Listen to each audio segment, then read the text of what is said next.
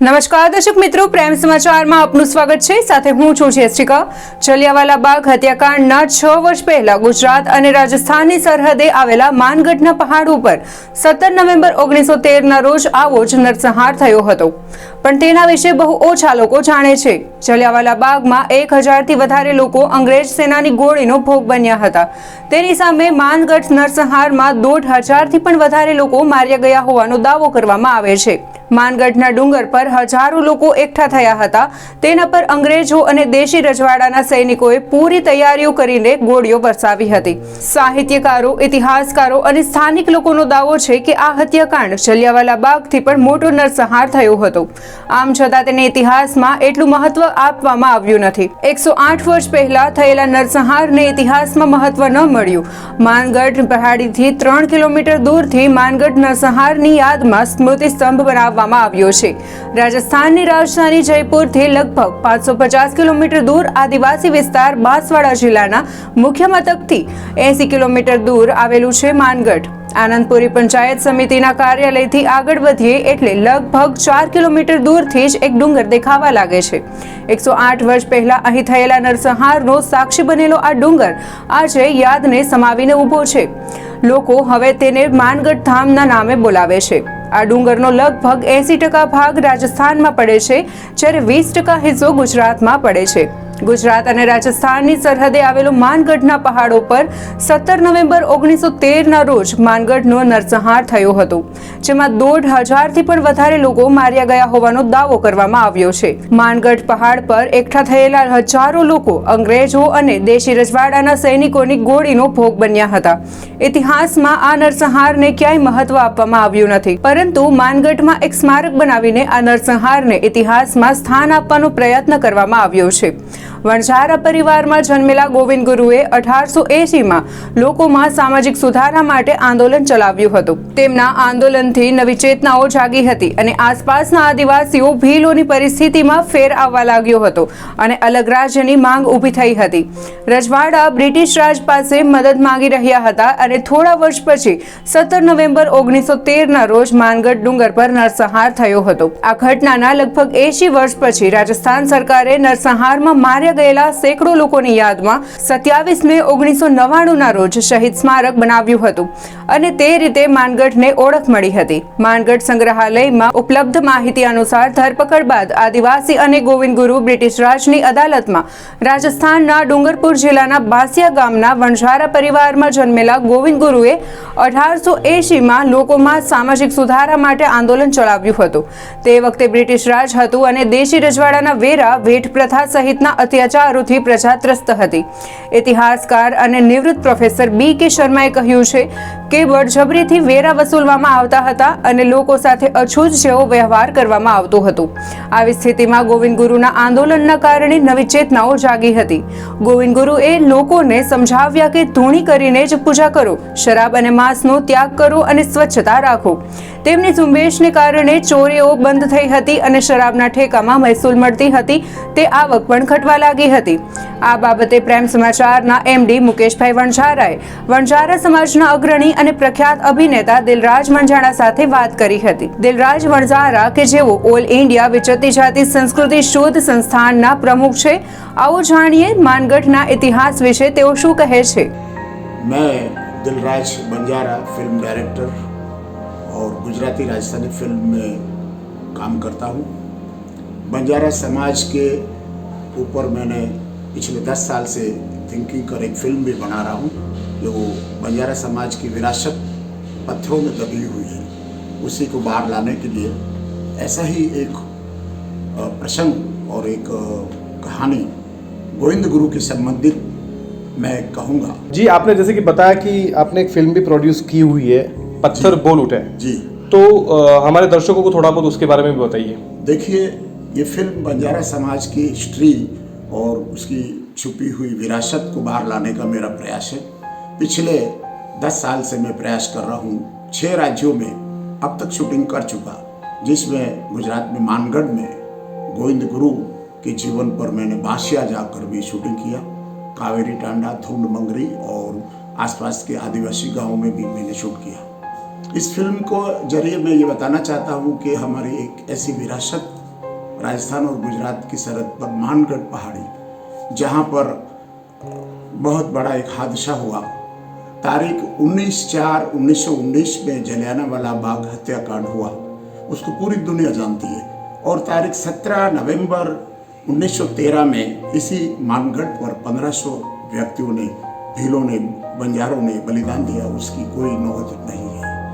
भारत सरकार और गुजरात सरकार ने प्रयास किए, लेकिन अभी तक खुल के ये नहीं कह रहे कि ये बंजारा था और इस बंजारा विरासत की बलिदान भूमि को राष्ट्रीय स्मारक घोषित किया जाए।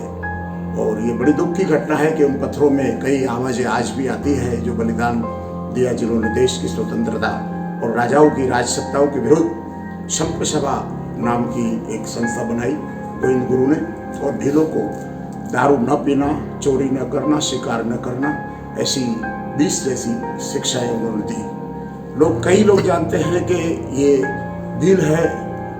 भील कोई ऐसा समाज नहीं है, वन में रहने वाला हमारा क्षत्रिय समाज जो महाराणा प्रताप के साथ भी लड़ा था और अंग्रेजों के साथ भी लड़ा है।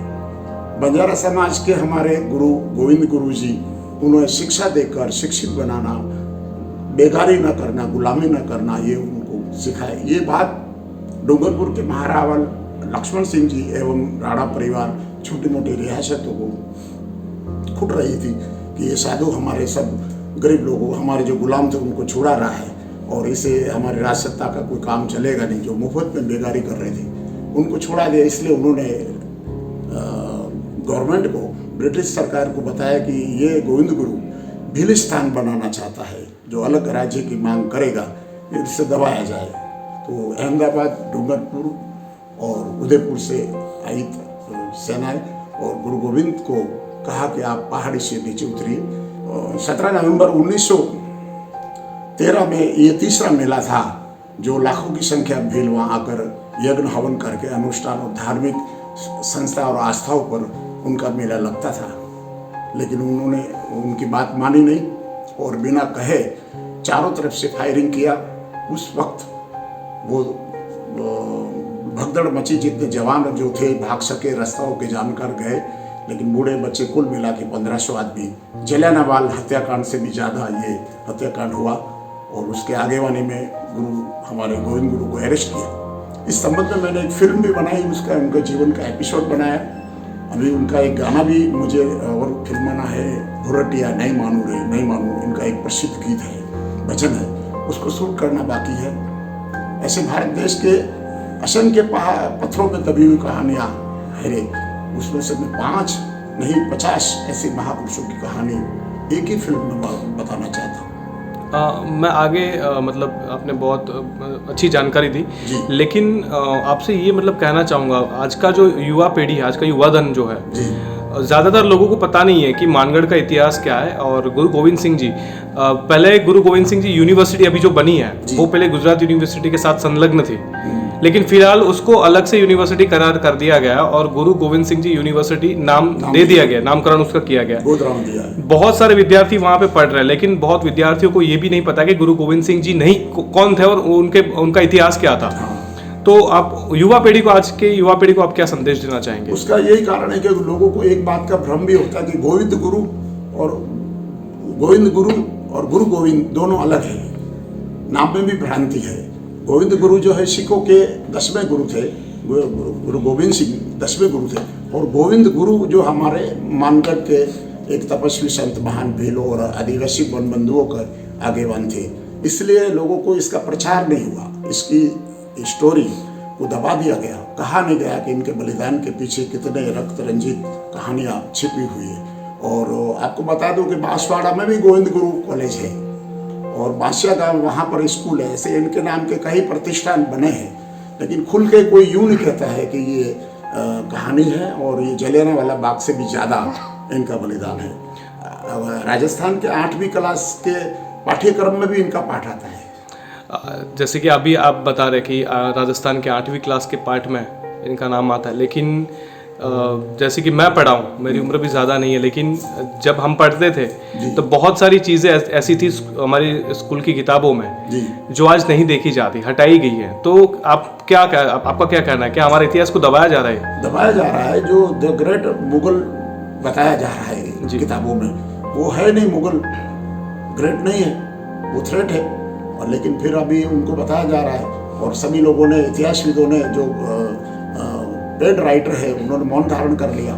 अकबर का एक राइटर था अबुल फजल कलाम, जिसने एक अकबरनामा किताब लिखी, एक आईने अकबर लिखी, जिसमें उसने जितने युद्ध जीते वही लिखा, हारा वो नहीं लिखा।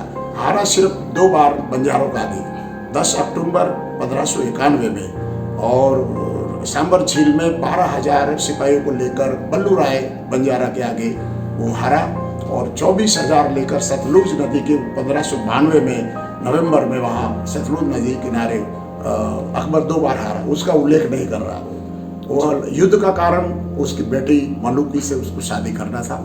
लास्ट में वो हार के उस बेटी को अपनी, उस मलुकी बंजारन को अपनी धर्म की बेटी मानता है, और उसने जो मान सम्मान हमारे बंजारा समाज को घूंघट के ऊपर जो घुघरी टोपली जो लगा रहे हैं, झाबली टोपली वो लगा रहे हैं, वो अपनी बेटी को सम्मान देने का अकबर ने शुरू किया।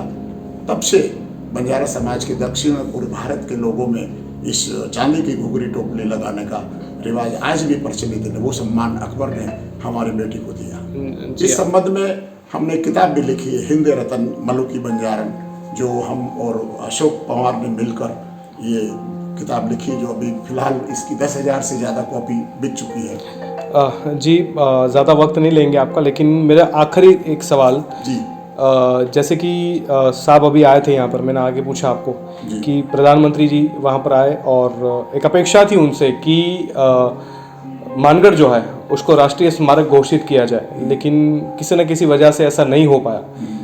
तो आप सरकार से कुछ कहना चाहेंगे हमारे माध्यम से कि मानगढ़ जो है, मानगढ़ का जो इतिहास है, मानगढ़ के जो वीर थे जी, उनको न्याय मिलना चाहिए, गुरु गोविंद सिंह जी के नाम को न्याय, उनके इतिहास को न्याय मिलना चाहिए, आज की पीढ़ी उनको जाने, ऐसा कुछ होना चाहिए। हाँ, क्या कहेंगे आप उसके बारे में? होना चाहिए। माननीय हमारे प्रधानमंत्री नरेंद्र मोदी जी 2012 में इसी पहाड़ी पर 1500 वृक्ष बोकर गोविंद वन इस पहाड़ी का नाम डाला था, और वहाँ के जो परमार राजा है संग्रामपुर के, उन्होंने भी इसमें साथ दिया था, और केजी बंजारा साहब इस कार्यक्रम के ऑल ऑर्गेनाइजर थे उस वक्त। और इस पहाड़ी को उन्होंने आधी से, गुजरात की हद में आधी से ज़बरदस्त डेवलप किया, और आधी जो राजस्थान की सरहद थी उसमें वसुंधरा राजे ने वहाँ पर पैनोरमा बनाया, जो 70 करोड़ से भी अधिक खर्चा किया, और वहाँ पर टावर बना हुआ है, और अभी भी वो लोग वहाँ पैनोरमा गए, और मैंने ये पूरे लोकेशन को शूट किया। और अब हम चाहते हैं कि वो राष्ट्रीय स्मारक करें। ये राज्य सरकार और केंद्र सरकार की सत्ता है, वो चाहे तो कर सकते, लेकिन न करना उनका राजकारण होगा, हम उसमें नहीं पड़ते। लेकिन हम चाहते हैं कि गुरु गोविंद उनके नाम से एक ऐसी स्कीम है जो जैसे पंडित दीनदयाल आवास योजना चल रही है, उससे बढ़कर हमारे इसे गोविंद गुरु आदिवासी आवास योजना की एक स्कीम डाली जाए, जैसे इंदिरा आवास योजना। उनके नाम से राजस्थान में एक स्कीम डाले और उनका नामकरण दे, तो भी हमें बहुत बड़ा, हमारे समाज खुश होगा, और इससे एक प्रेरणा जाएगी कि किसी संत के, जंगल में रहने वाले संत के नाम से एक आवासीय योजना है। ऐसा मैं खास करके राजस्थान सरकार के अशोक जी गहलोत से भी विनती करूँगा, प्रधानमंत्री मोदी जी से भी कहूँगा कि हमारे गुरु के नाम से आप एक आवासीय योजना, गोविंद गुरु आवास योजना शुरू करें तो हमें अच्छा रहेगा। जी, प्राइम समाचार से जुड़ने के लिए आपका बहुत बहुत धन्यवाद। ઇતિહાસકારો માને છે કે માનગઢ હત્યાકાંડ મોટી ઘટના હતી, પરંતુ ઇતિહાસમાં તેને કેમ સ્થાન ના મળ્યું તે માટે જુદા જુદા કારણો આપવામાં આવતા હોય છે। હાલમાં અહીં ખોદકામ કરવામાં આવ્યું હતું ત્યારે બ્રિટિશ સરકારની 303 ગોળીઓ મળી આવી હતી, તેને ઉદયપુર સંગ્રહાલયમાં લઈ જવામાં આવે છે। આટલું મોટું હત્યાકાંડ થયો, પરંતુ ભારત કે રાજસ્થાનની ઇતિહાસના પાને તેને જગ્યા ન મળી। પરંતુ હવે ધીમે ધીમે લોકો માનગઢ નરસંહાર વિશે જાણતા થયા છે। તો હાલ સમાચારમાં બસ આટલું જ। વધુ માહિતી માટે જોતા રહો પ્રાઇમ સમાચાર। પ્રશ્નો તમારા, અવાજ અમારો। ધન્યવાદ। Like, share and subscribe Prime Samachar.